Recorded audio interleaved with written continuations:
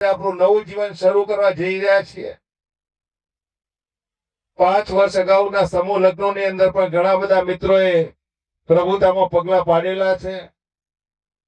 કે જેમને પાડેલા છે એમને આજે જે પાડવા જઈ રહ્યા છે એમને મારે એટલું કહેવું છે કે યાદ રાખજો કે પરિવારની અંદર પૂછપરછ રહી શકે એટલા માટે બે ભાઈઓ જરૂરી છે।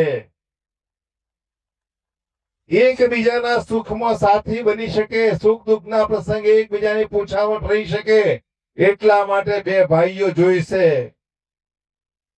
સાથે સાથે લાડકી બેન પણ જોઈશે।